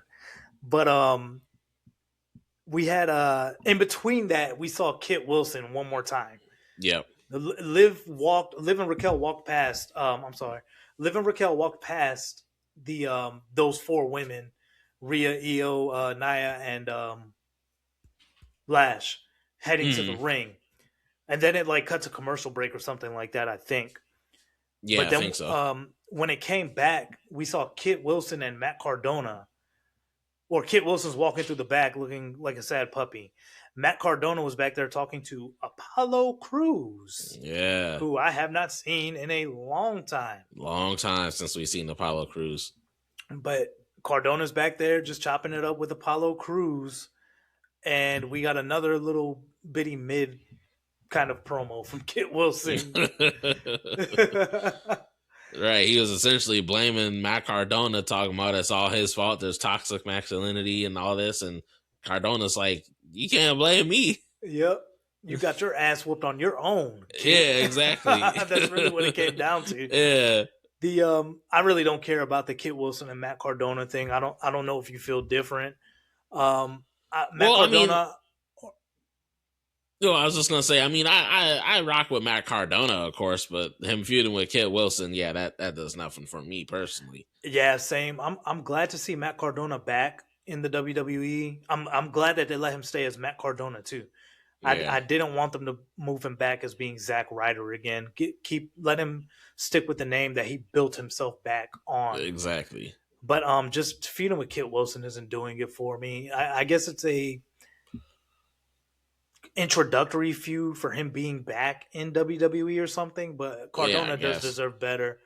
And Kit Wilson, he just has to be built up more for me to even see him being anywhere near the level of a Matt Cardona. Yeah, no, I definitely agree with that. All right, do you want to take it away for this was my favorite part of the show. Yeah, so this was good. So we had Liv coming out with Raquel, and Liv was running through the stuff about, winning the Royal Rumble, but greatest Royal Rumble winner and all that. And you could tell that there was a little bit of trouble in paradise with Raquel, because Raquel brought up Monday a little bit, and Liv was trying to save face, was trying, but thankfully Jade came out and kind of stopped her from putting her foot in her mouth. And I enjoyed this a lot, because we had Jade come out and then Jordan not too long after, and I thought this segment was really well done. Like, Yeah. we already knew that Jade and Jordan was gonna be a thing, and them kind of teaming up to talk shit on Liv and Raquel, I thought was a nice touch. Especially, we've got them feuding, and Liv and Raquel have this tension with Liv screwing up Raquel's title match. So I thought this was well done. Very well done. And so it came out, Nick Aldis introduced Liv Morgan. They're treating her the way she should be treated. She is the Women's Royal Rumble winner. She is on Raw. And, of course, Nick Aldis is going to want the Royal Rumble winner to face his champion on his show. So they are treating Liv Morgan the way that she should be treated, as the Royal Rumble winner. So she, I called all that too. I'm the greatest Royal Rumble winner ever. And she pretty much said that she was the best in the women's division today, is essentially what I was getting, that she was hyping herself up as. And then they said, but we need to address the elephant in the room. Yeah. And that was where we started heading to, where they were going to talk about, the issues that they clearly have, that we've seen over the past maybe 2 weeks or so. Mm-hmm. The now, correct me if I'm wrong, did Liv eliminate Raquel from the Royal Rumble? Yeah. Yep, she did. And then something else did happen on Raw as well? Yeah, so Liv was trying to help Raquel. I almost got her mixed up with Roxanne. Roxanne went through the table, and Stephanie knocked Liv off of the apron, but Liv wasn't able to help Raquel win the title. And Raquel told her to stay in the back anyway, right? Yeah. Okay. Yep. So I completely forgot about that part on Raw. I thought that they were mainly just talking about Liv eliminating Raquel from the Royal Rumble. Yeah. But it looked like it was about to get addressed, and then yeah, it did. Here comes the storm. We saw Jade Cargill, who has an amazing entrance. She has one of the best entrances at WWE today. I just want to add that in there. But Jade Cargill came out, and she told Liv Morgan, I don't care that you won the Royal Rumble. I don't care that you're here on SmackDown right now. If you choose to face me, you're going to get your ass whooped. Yeah. So she came out like the badass that she is. Jade Cargill is a badass. Facts. And we had Jordynne Grace. Jordynne Grace followed Jade Cargill to the ring and got in there. And we have 4 of the very best in the ring at that one moment. And Jordan doesn't even really address Jade when she comes out. She comes out to talk to Liv and tells Liv that if she can get Jade Cargill to defend the championship, which she hasn't been able to do thus far, that Liv Morgan will be facing her at WrestleMania. So a little shot at Jade Cargill, a little bit of build up. This segment was so very well put together. It was. It really was. Like Jade and the part that I really like, I think you might be about to mention it too. Jade and Jordan hitting Liv together with the "shut up, bitch." Yep. I was over here like, oh my god, like them having that in sync on Liv was perfect. Yep. And that oh man, that was so funny. It was funny, and that led Nick Aldis to book the impromptu tag team match right there. Yep. And it was sort of the "can they coexist" that I can't stand. Yeah, with I'm Jade so Cargill over that. And Jordynne Grace. But what do you think about this match? I thought the match was really, really good. I wouldn't say I was expecting less, because all 4 of them can go, but like it was really good. Raquel continues to get better in the ring, continues to take the advice she got from Kevin Nash and really make herself, bigger. Liv did a really good job. All four of the women did a really good job in this match. I actually really like this match a lot. Love the spot at the end. You got Jade accidentally super kicking Jordan, trying to hit Raquel. Raquel accidentally big booting Liv, trying to hit Jade. Like, I thought it was well done considering the circumstances. Like, earlier on, you had that dynamic. Jade didn't look like she was really trying to be involved, letting Jordan handle the match, being like, "Hey, you got it." But Jade ended up getting in there eventually. But the match was really, really good. Yeah, I agree. I enjoyed the match a lot. I don't think it was as good as the triple threat earlier in the night, but this was Yeah. a very good match. There's something that I liked a lot, and I mentioned it in our group chat earlier. I liked it was towards the end as well. Or I'm sorry, it was right at the end actually. So we saw Raquel accidentally super kick Liv, and whatever happened where Jade costed Jordan to go out of the ring. But we ended up with Jade Cargill and Raquel Rodriguez in the ring 1-on-1. And you could tell that the crowd was like, "Ooh, we want to see them throw blows." Yeah. Only for that to get ruined when Jordan Grace came back in the ring, grabbed Raquel, knocked Jade out of the ring. I think it was a roll up for a 1-2-3, if I'm not Yep, it mistaken. was. Yeah. So that reminded me, truthfully, of us barely getting to see Brock Lesnar and Oba go at it during the Royal Rumble. Yeah. So that I don't know if that was WWE's way of gauging whether a Raquel versus Jade Mania match may go over well with fans, but it started ringing a bell in my head that that could be the direction that they're going, with Bianca possibly not being able to be back by WrestleMania. Man, I actually didn't think about that. That's a great observation. I think that'd be a pretty good match if the stars align for it, for Mania, and if not Mania, maybe like a Backlash or Money in the Bank or whatever the June PLE is. But that's definitely a feud I could see popping off in the future. Both of them, really being athletic on the muscular side, like that could have, and the height difference, especially, like that would be an interesting match to see. Yeah. And I don't, I'm not expecting it to be a 5-star classic or anything like Right. that. I Yeah. feel that if that was a direction that they chose to go to, that it would just strictly be for the visual. You've got two tall, muscular, strong women where it would just be like, a test of strength type match, just something for the visual and not really for the in-ring skill per se. Yeah. Now, this is a question that actually came up earlier while I was talking about it. Let's say that Raquel ends up going to the chamber and wins by some way, and she does end up facing Jade Cargill at WrestleMania, and Liv does take on Stephanie Vaquer at WrestleMania. How should that be booked? What would you Ooh. do in that situation? Oh, that's an interesting predicament.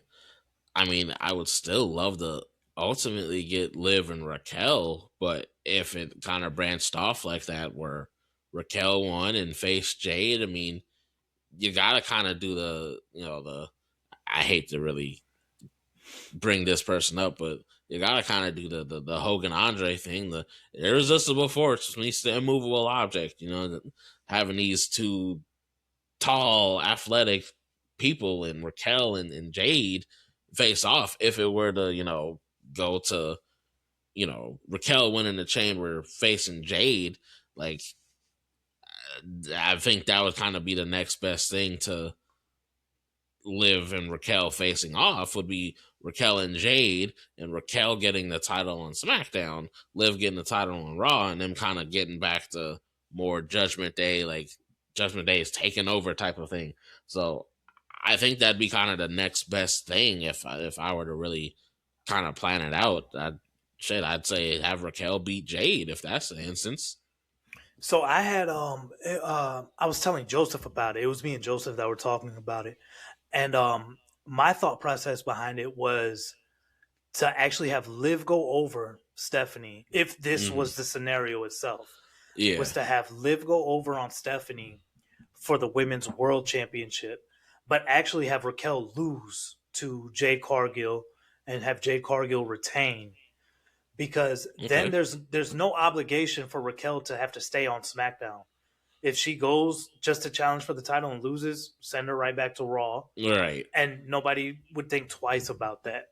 Mm. But for me, the bigger story, and you mentioned it when you first started talking about it, the bigger story is Raquel and Liv. I think when it comes to Yeah. Raquel Rodriguez, and then Definitely. Jade Cargill still has her bigger story is Bianca Belair, and Hmm. this would all be, of course, it's all subjective, and it all has to do with Bianca's timeline right now. Beyond, of course, this is hypothetical if WWE was to go this route, but this would all depend on the timeline for Bianca to return to the WWE, which Mm. we're all waiting for. We know that we're going to get her and Jade Cargill at some point. But yeah, I would have Raquel lose, go back to Raw, have Liv as a women's world champion, and just be so obnoxious about her winning a WrestleMania title match to the point that Raquel just can't take it anymore. Raquel brings up everything that Liv ever did to her and Mm. everything, and cause that breakup. Now, the only thing I don't like with any of that is my girl Roxanne Perez. Where Yeah. are we heading with you? Yeah. And And that's unfortunately, Roxanne wasn't even with them on SmackDown. So yeah. what are we doing right now? Yeah, and that's what I was just about to kind of get into too. I'm like, I don't like how it's taken away from Roxanne Perez. My hope is that they lead to a triple threat with all three of them. I know Vitia had been mentioning wanting to see that, and kind of was even suggesting that several times. But it worries me that they don't look at Roxanne like that yet. Even though, again, last year's Rumble, she was final two with Charlotte Flair, and a year later, it's not like she's in a worse position, but it's almost like she's taken a backseat, unfortunately, to Liv and Yeah. Raquel. And that could be tied to this doesn't have to do with SmackDown necessarily, but I do have, one wrestling news source that I do trust more than others, and they happen to bring up the fact that like everybody thought that Braun Breaker was going to win the Royal Rumble at some point. Yeah. And like I thought that Braun Breaker was going to beat CM Punk at the first Raw of the year. Mm. But the let me pull it up really quick. They're they're saying that it seems like WWE is kind of shying away from, putting the newer talent in those big positions right away, which might explain. I know a lot of people think that the younger talent, they should be showcased and everything like that. Braun Breaker's in a good spot. He's been in Yeah. the main event for quite a while now. He just Hmm. didn't win the title, but it seems like they want more time to groom them on the main roster because, of Right. course, you see the difference in crowd size between NXT versus just a WWE Raw, let alone a Royal Rumble, a WrestleMania, a SummerSlam, Money in the Bank, whatever PLE it may be. Now, take that with a grain of salt because this guy does get stuff wrong too. But that could be what we're seeing with Raquel. I'm sorry, not Raquel, with Roxanne as well. That maybe they want to make sure that she's fully ready before she gets put into that main event situation, like actually winning it and carrying a title or anything like that. Yeah, and I mean, I suppose that's fair, but at the same time, it seems like they're not completely trying to like. I won't say that they're not completely trying to push her, but they're not trying to do anything to like help at the moment. It almost seems like they need to get through this stuff with Liv and Raquel before they can focus on Roxanne. Which, if that's the case, I'm not a fan of.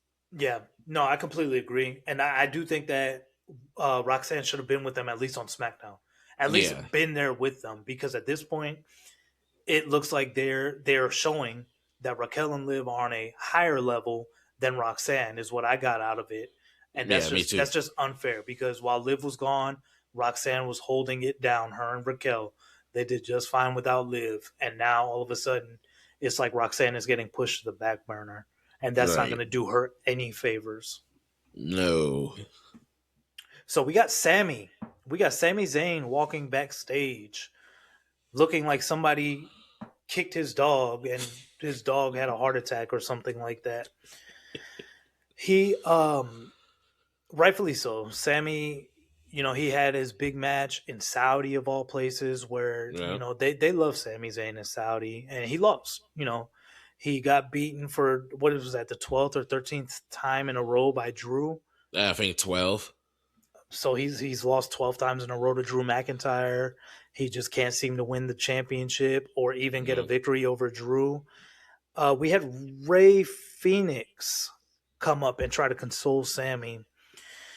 Don't get me started on Ray Phoenix and what they've been doing with him, but Ray Phoenix comes up. He tells Sammy that that he's an inspiration to him, hmm that Sammy needs to keep fighting because if Sammy can win the big one, then that shows Ray Phoenix that he can do it too.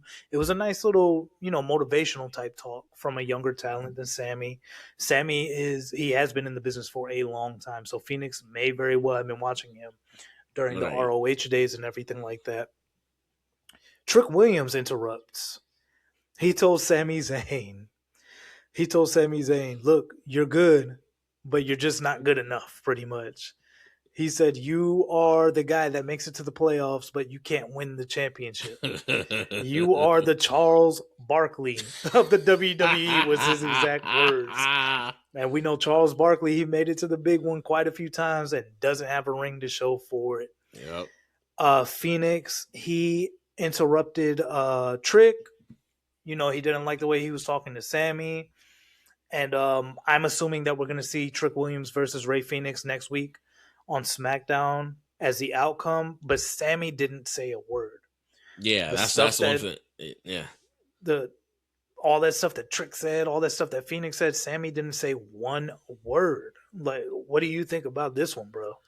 Yeah, this one took me by surprise. I expected Sammy to say something to some degree about, wanting to get back into the title scene or to kind of get back in the mix of, getting the title back in the chamber or something. But the fact that he didn't say a word was really surprising. I mean, granted, I get they're trying to sell the fact, he lost in Saudi, he couldn't get the big one, but I was surprised that he didn't say a single word.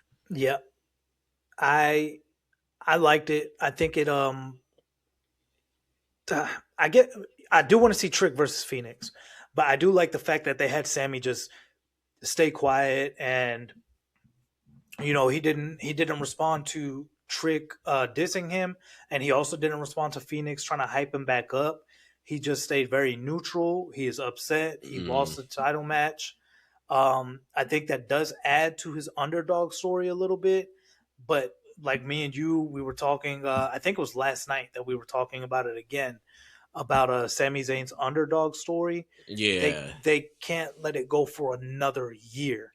We no, they we can can't. probably tolerate another couple of months of it, and he may still get a pop if he wins the title at SummerSlam or something like that.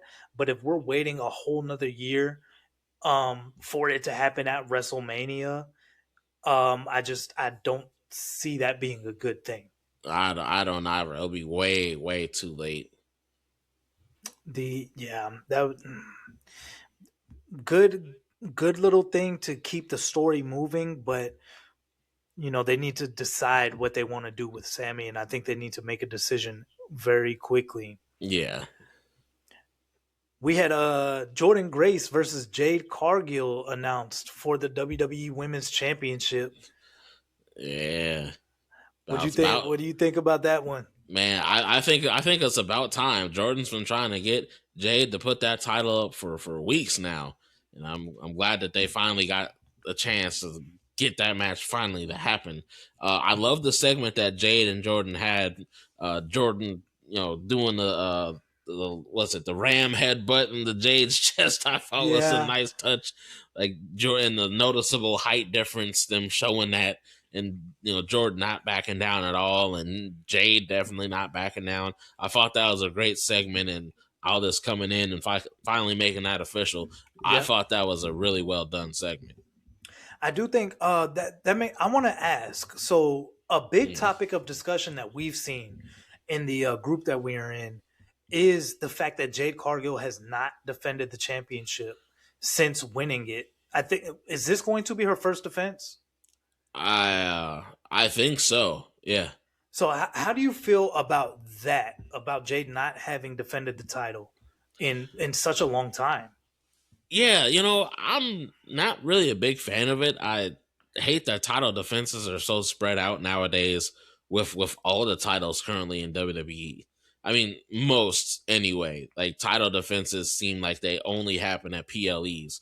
And I've actually talked to my boy Christian about this. Like obviously you and I know as well as many, that didn't used to be the case. Like titles got defended pretty regularly. Even the world titles, you could see it get defended on a random Raw, a random SmackDown.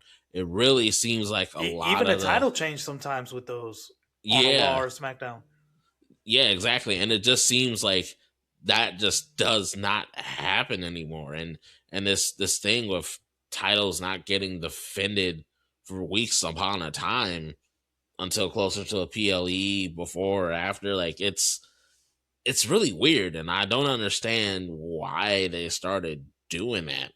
Like Hmm. we've got these titles, let's defend them. Let's get them out there. Let's let people know, hey, there's titles, there's stuff to fight for, there's stakes at hand. Like it just feels really weird that they're trying to do that. Now I understand if it's part of what they're trying to do with Jay's presentation, trying to make her more special, but you gotta also make that same title special by having it on TV. So I'm not the biggest fan of it, Yeah, honestly. I agree with you. I do not like the fact that it's been 3 months since she had a title defense. And I do think it's her first one also. Now that I'm thinking about it, I can't remember her actually defending it against any of the other people in like I know she's faced Chelsea Green, she's faced Michin and Yep. BFAB, I think. Yeah. And Yep. I don't remember any of those being for the championship itself. Um and I think this kind of Jade's title run, I'm happy that she has the championship and I do want her to see her do well. But with Bianca going down with injury, when Tiffany had to go out with injury, I feel that SmackDown's women's division was exposed. They don't have Very. the depth that Monday Night Raw has because they had nobody that was credible to challenge Jade Cargill for the title. And the closest one was probably Chelsea Green, who they're still portraying as a comedy act. Of course, before Jade Cargill came over to SmackDown, but it was probably Chelsea Green, who is still being portrayed as a comedy act, and she was probably the toughest fight that Cargill Yeah. had because everything has been squashes with Cargill ever since winning the title. So that I feel that they really need to address the women's division because you have nobody in reserve in case one of your top people goes down.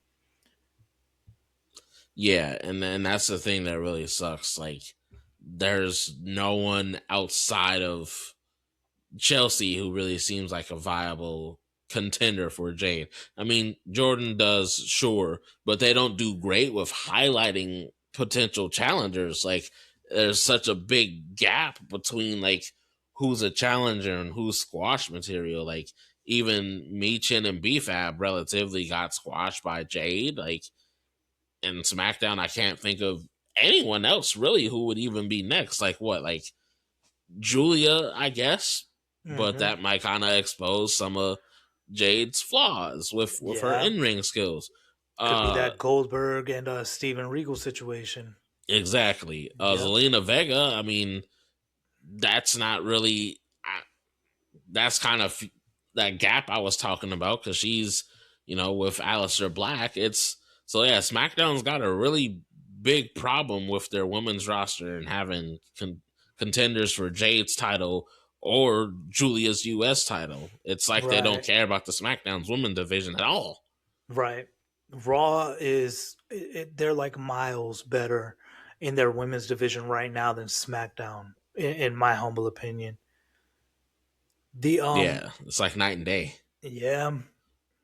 So we got a recap of the promo that I think is going to be infamous one day between Roman Reigns and CM Punk. Now, our good brother Joe G had an issue with this being aired on SmackDown. Yeah, yeah, he did. How did you feel about the recap? So I was fine with it. Like I mentioned in the chat, like it's not the first time they've recapped a major promo, a major storyline that happened on Raw on SmackDown. Like again, they didn't used to do it a lot back in the day, but it did happen if it was something like very major, especially between some of the big stars. Like so, it's nothing new. I didn't have a problem with it. It's been talked about all week. Naturally, they're gonna recap it again. I kind of confused on why he specifically was trying to kind of pick and prod at that, but it's a non-issue. People are talking about it. It's WrestleMania season, like you mentioned in the chat. Of course, they're gonna recap it. So I had Yeah, no problem with it. I think I didn't have an issue with it either. Not everybody has Netflix. Maybe some people still just have cable and don't have Netflix. And Exactly. maybe some people didn't get to see the segment. But they also did they added certain little cutscenes while they did that recap that, of course, weren't included in the original promo. Hmm. Like Punk holding the championship up right behind Roman Yeah, when while they Roman were is making walking. me look like some young boy. Yeah. So that to me that added a nice little touch. Yeah, And that's gonna be the marquee match for WrestleMania. So, absolutely. they need to showcase that as much as possible, put the butts in the seats, sell the ESPN subscriptions. That is the match that is going to truck us straight into Las Vegas in April. Yep. But another reason that I'm okay with it is because what happened next? Exactly. We had Drew finally getting to cut the promo that he'd been wanting to all night to not Oh, we only heard those bagpipes for the third time. I was yeah. wondering I was wondering if Nick Aldis himself was gonna jump on Drew this time. But yeah, Drew finally got to say what he wanted to say. Of course, we'll get into this in a second about him addressing Cody, Jacob, and even Sammy, but he finally addressed what we had been hoping for, finally addressed Roman Reigns and CM Punk and what they were saying on Raw. Drew McIntyre is such a good promo. This man does not get the credit that he deserves for his promo abilities, in my opinion. I will give him that. I might hate on him, but I will absolutely give him that. That man, he is. If anybody dreams of being a heel in the professional wrestling business, Drew McIntyre is your Bible. Just watch his work. Drew McIntyre is your Bible. He does it, and he does it very well. People legit hate Drew McIntyre. Yeah, for People real. legit hate Drew McIntyre. So I don't think anything that he said didn't involve Jacob and Cody at all. Uh, I think he only addressed CM Punk and Roman Reigns. no, I could have sworn I remember him addressing Cody Oh, that's right. That's right. about like Drew. him losing. Yeah, Drew said that he felt that Cody Rhodes and Jacob Fatu should be disqualified from participating in the Elimination Chamber Yeah, yeah, for attacking him. Yep. yeah. He did say that. I believe that's what he started off with. And the rest of it was just so good that I forgot about that. Because when he started addressing Punk and Reigns, I really, really paid attention. And I thought this was a great promo. Drew did what he was supposed to do. He defended SmackDown. He defended the WWE Championship. He went on to say, and I'm just paraphrasing it. I don't want it to go on too long, but he said that he understood why Roman would pick Fragile Phil to go after at Mania because without his bloodline, he cannot beat Drew McIntyre. And I have to give it to Drew. The matches that we saw with him and Roman, it was during that bloodline era. Now, I'm not saying that Roman Reigns can't beat him, but this is just what we've seen. So that would have been an interesting match, but of course, you're not gonna top CM Punk, not with Drew McIntyre. But that would have been a fun match to see without the bloodline being involved. Of course, that last one I believe was at the Clash at the Castle in 2024, if I'm not mistaken. Yeah. where Yep. Jacob Fatu made his main roster debut. Solo. Or Solo. Yeah, I'm sorry, Yeah. Solo. He um he said that Roman Reigns and CM Punk seemed insecure. They got on there. They started talking bad about Drew Mac. No, he said CM Punk was talking bad about him, and Roman Reigns had no choice but to defend him with the truth, and that was what led to Drew McIntyre saying that you can't beat me unless you have like 50 Samoans behind you or something like that. Yeah. Yep. Um, he called himself the best in the world. We know that that's CM Punk's moniker. Hmm. He really, really built himself up. And I thought that this was an excellent promo from Drew McIntyre. He told the SmackDown roster, this should be a declaration of war. It's time for you to step up. You should wrestle every single match like it is your last.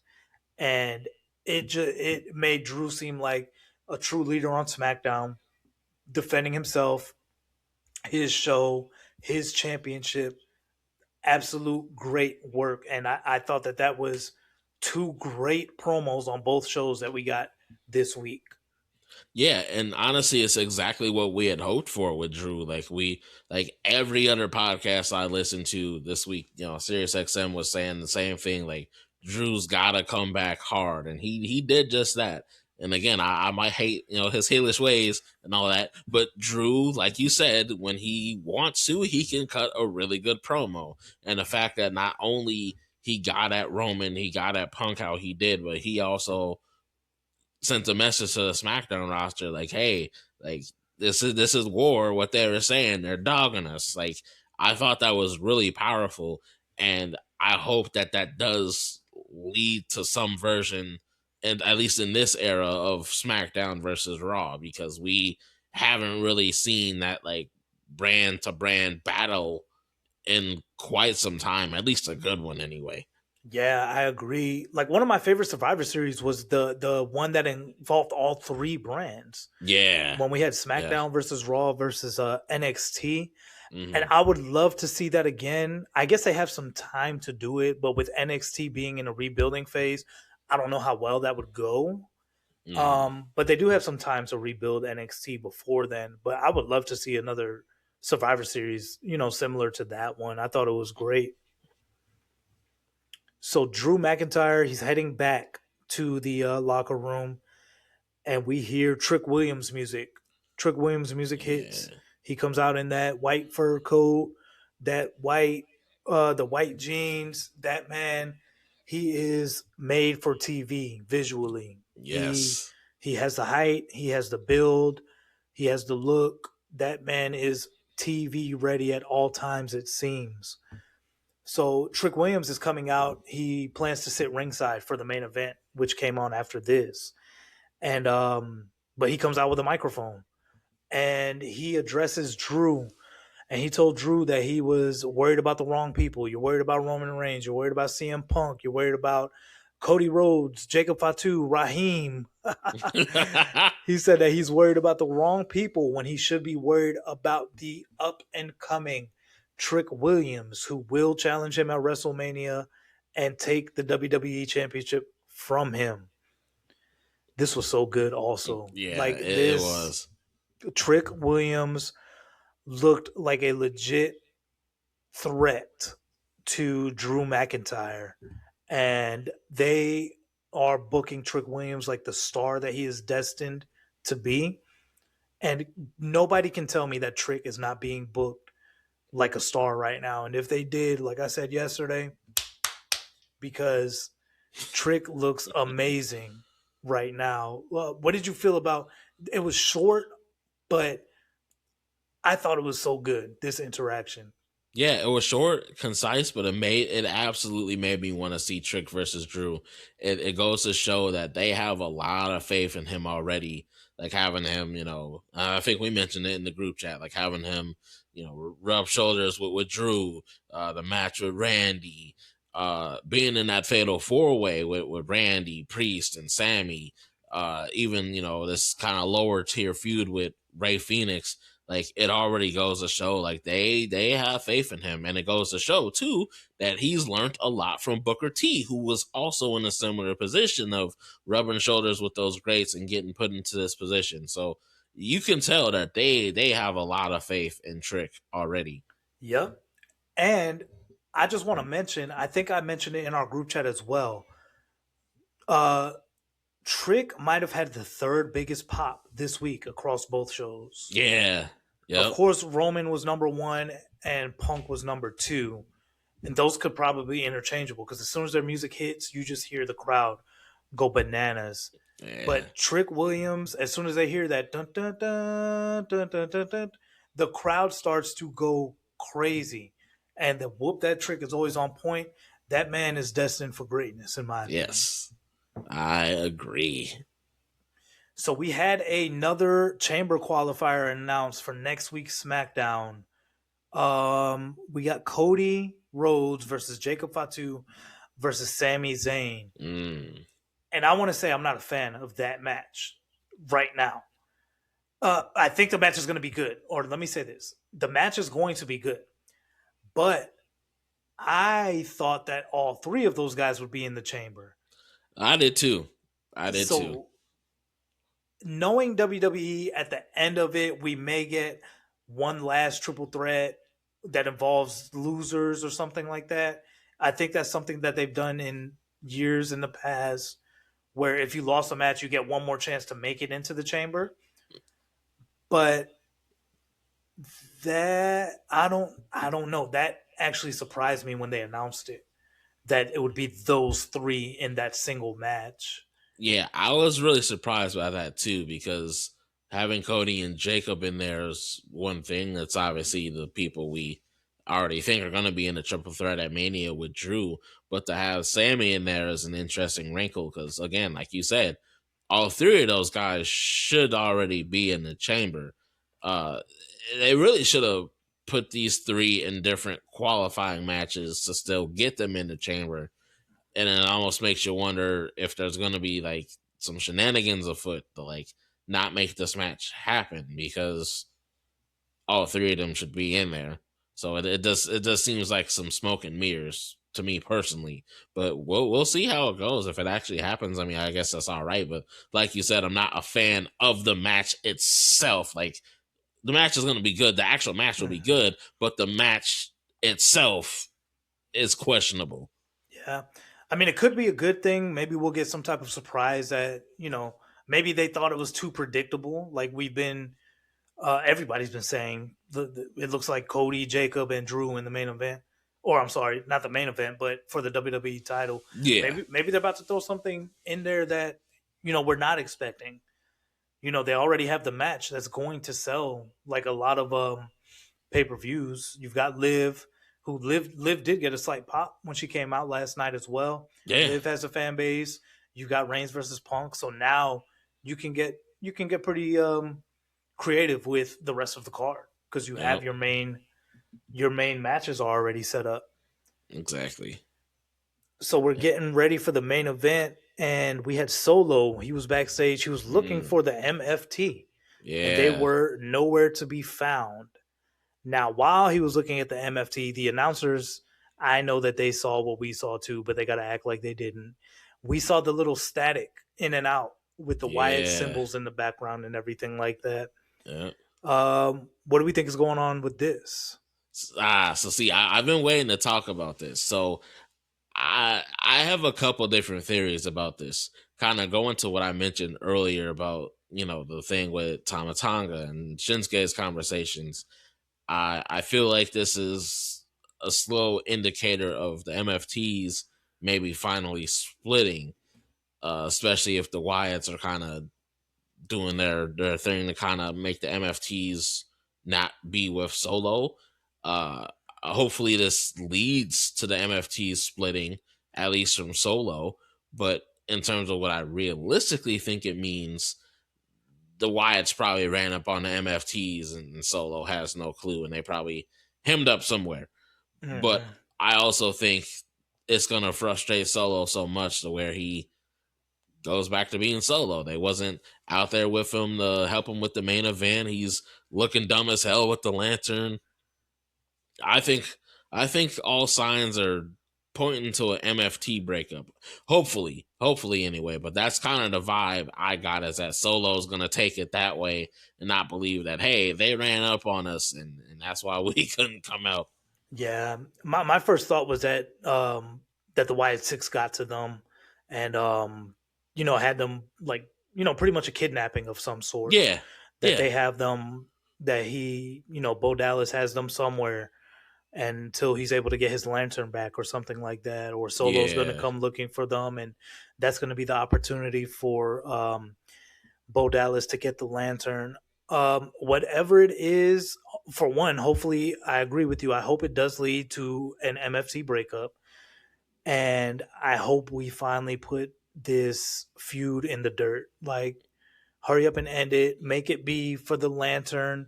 Kind of like I don't know if you remember when Undertaker and Mankind had it was a boiler room brawl match for the Mm, urn, for the yeah. urn. Treat it like that. Use that as the ending match. Undertaker won his urn back, and that feud went away until the Hell in a Cell in 1998. Hmm. And let Bo Dallas win his lantern back, and just let's move on. I do think Solo still has potential to be a top player in WWE, but we have to break him away from this faction and get him away from this story. Yeah, we really do. And it goes to a big case about Solo that I was briefly talking about with some of the crew in the group chat. Solo, his main roster run has not been great. He's gone through a lot of ebbs and flows of being the sidekick, trying to be the leader of his own crew. Mm-hmm. He hasn't, man, it's hard to put my finger on it, but he was already kind of iffy coming up from NXT just because his character was so different in NXT. And then you got him with his family after already saying he was, street champion, doing his thing solo. And then you got him with the bloodline. Then you got him trying to do Bloodline 2.0. And you got him. I think we're really ultimately where they messed up with Solo is not doing more after he beat John Cena. Like that's really where it went downhill for Solo. Like no one has cared about him since. It's the same exact thing with Austin Theory, and I know Joe's gonna hear this and be mad, but it's the exact same thing with Austin Theory. Nothing has really been done after beating John Cena. Right. In the Solo's case, you got cooked by Cena calling you a Samoan Taz, and unfortunately, John Cena's been right this whole time. Like Solo hasn't done anything of merit since. Even him winning the U.S. title did nothing for him.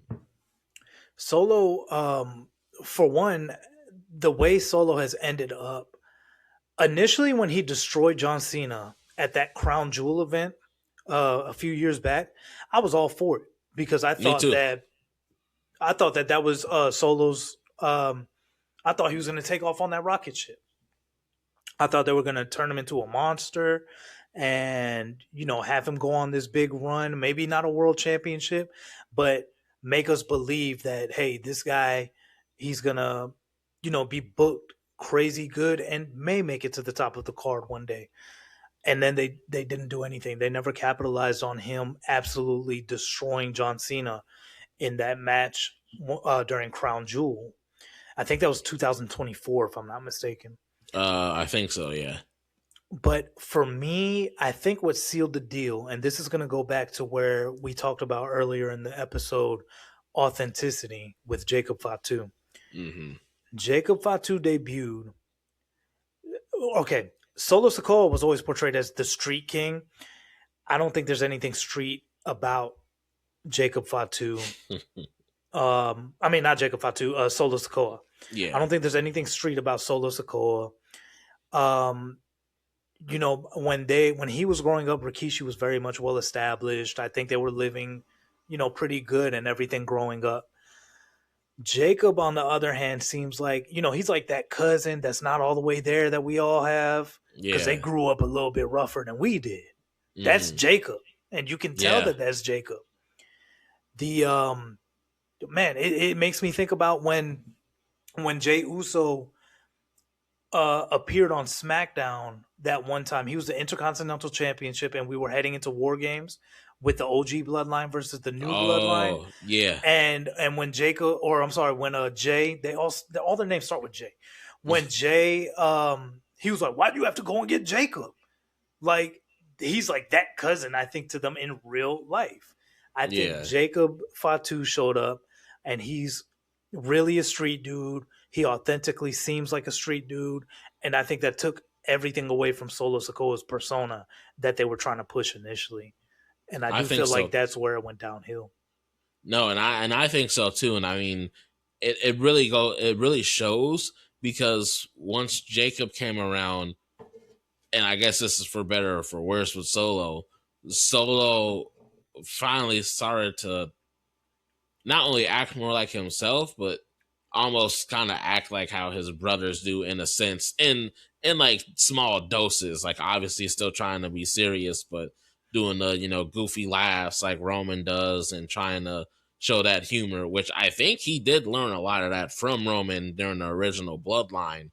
But I think that's where Solo is really miscast because I think he needs to play more to his natural self Mm-hmm. and do exactly what his cousin Jacob is doing, turn up that character on his natural self versus trying to fit these boxes of completely serious or completely goofy, or more like, his brothers Jimmy and JR. Solo, I feel like, is in a big identity crisis, and it shows a lot with this MFT stuff.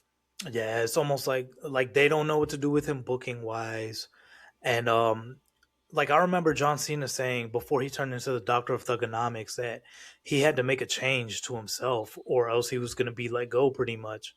I don't think Hmm. Solo is at risk of being let go, but he needs to find himself if he wants to, break through. Right now he's at this ceiling, and if he wants to break through that ceiling, he's going to have to do some character development, and that's just one of those things that I don't think the company can do for you. You have to do it yourself and be able to show it during your promos on these TV shows. Take advantage of your TV time.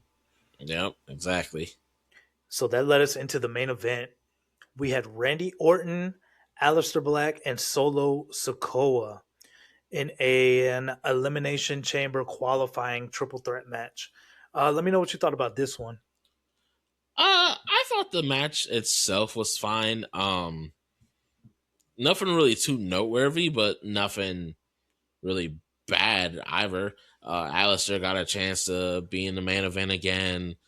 Solo is getting better in these upper mid card roles to main events, and Randy is Randy. He's always gonna make a very fluid match, but nothing like really gravitated towards me during this match. Like it was fine, but it wasn't like outstanding, if that makes sense. Like it was very, very solid, but it wasn't like there was no like big wow factor. Like even Randy winning, pinning Solo, like I figured Solo was likely to take the pin over Alistair, but Right. yeah, nothing really wowed me about this match, but it was good. Yeah, I thought it was a good TV match. That's all it was there for. It was three of the I don't want to say top stars because they're not all top stars aside from Randy, but it was Mhm. three of the most notable stars on SmackDown at the moment, Yeah. which is another thing that SmackDown is night and day from Raw. The lack of star power on the men's side as well. Oh yeah. But my notes, similar to you, nothing stood out to me. My notes straight up say Randy versus Alistair versus Solo in qualifier match. Randy pins Solo for the win because That's pretty nothing much what jumped mine out are at too. me. Yeah. Nothing jumped out at me. The only thing that I took away from this match was I had to go back. I streamed it again on Netflix, and I had to Mhm. go back because I looked at when the match actually started. They had just over 15 minutes, and that was all for this Oh match. man. So that was really the only thing that stuck out to me. I feel like a match like this should go for 20 to 25 minutes. It just, Mhm. at that point, you start to get to where you kind of have to rush because they have to meet TV time. And now that we're Right. able to see shows like Unreal, we see how big of a problem that can be. Exactly. Um, for me, the only thing I would have changed, because like I said, I thought the match was fine. I thought Randy Orton winning was the right decision, but I would have cut out some of the fluff that we had from the show, like some of the really short fluff, like maybe the R Truth and Drew McIntyre thing, or maybe the Johnny Gargano little backstage segment. Oh yeah, I no, would that have, definitely could have been yeah, cut. I would have cut some of that stuff out and gave these guys just a little bit more time for the match. But it was good overall for what it was. Yeah, I thought it was a very, very solid show for SmackDown. Again, like you said, those same exact segments could have been cut and it would have been an even better show. One thing that they're finally doing is really, actually utilizing these 3 hours. Like it's not terrible like it was when they originally were 3 hours, but they're going in the right direction. Yep. Overall, I thought it was a pretty solid SmackDown. It had some fluff in it that we've been seeing, and Mhm. me and you, we talked about it with the rest of the guys that when they announced that they were going back to 3 hours, that we knew what we were going to get. They're Yeah, saving grace right now, in my opinion, that they don't have to worry about too much of the writing the stories. Is that they have Elimination Chamber, and that match in exactly. itself is a story.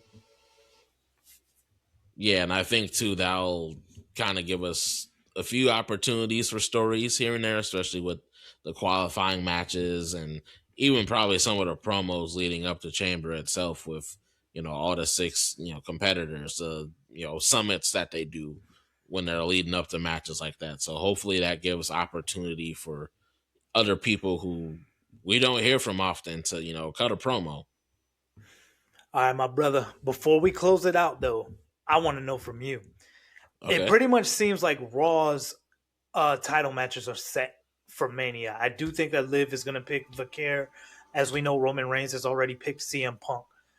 Who would you put, if you were able to book, who would you put versus Drew McIntyre and versus Jade Cargill on the SmackDown side of things for WrestleMania Las Vegas?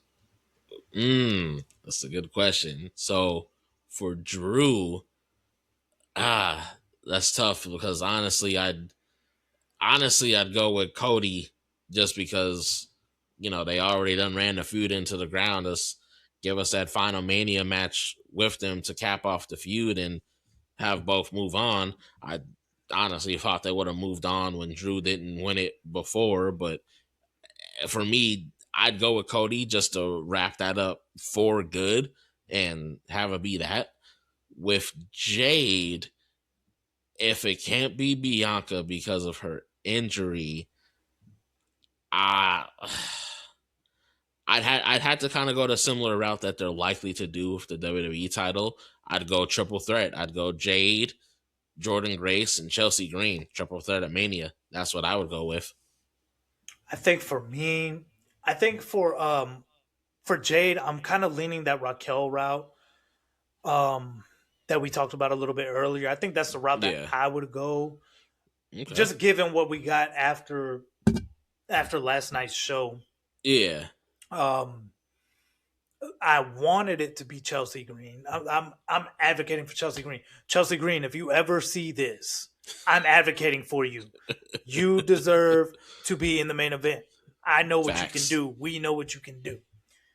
But I would like it to be Chelsea Green, but with her, already being eliminated from the elimination chamber, I would go the Raquel route.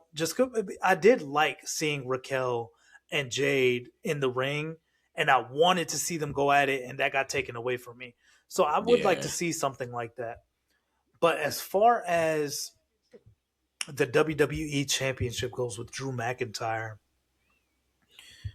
I think I want to see Trick versus Drew. Just Ooh. seeing them on that stage Okay. together and seeing how good Trick looked in that role. I'm hoping that that news source that I do go through for WWE news, I'm hoping that they're wrong with this one, because some people already look like they fit in the main event. And it doesn't even have to be a long title one. Well, he doesn't even have to win. I just want to Yeah. see Trick Williams in a championship match at the biggest show of the year. The pop is going to be insane. His entrance, any celebrity that's in attendance can catch on to screaming out, "Whoop that trick." Oh, yeah, It's definitely. his entrance is it's coming up there close to what Jey Uso's entrance is. Yeah. Yep. And And it's so good. And I know people think that entrances and everything can't make the wrestlers. I agree, but they help. They damn sure help. they do, and it goes back to what I just thought of. I think it was what Trick was NXT champion, Jay was Intercontinental champion, and they had the whoop that Trick yeet off on NXT. Yep. Like it brings me back to exactly that, and the crowd was They crazy ate for it up. both entrances. Yeah. They ate it up. You got any Now, last remarks? Oh, I'm sorry. I'm listening. yeah, no. Actually, great point, great segue there because I was going to ask you. So for Trick Williams, if he doesn't face Drew, what would you do for Trick for Mania? For Mania, if Trick is not there, Randy Orton. Okay. I think that Trick is going to have a high profile match I at do too. WrestleMania. If he's not fighting for the title, I just don't see. I believe it was Thornton that said last night that he sees a fatal four way with Drew, Cody, Jacob, and Randy. Yeah, he did say that. I don't think Randy is going to be fighting for a championship at this year's WrestleMania. But I don't think so that he's either. going to be going through what he went through last year, where he doesn't even have an opponent either. Yeah, I can't see that. I do see Randy winning the world title again at least one more time before he retires. Just not at Mania. I don't see him being in the title picture there. I don't think he's going to win the Chamber. Yeah, no, I don't see that happening personally. I think for Trick, for me, I'm torn because I don't want this match to happen yet on the main roster, and I know you and I have talked about it. I wouldn't mind.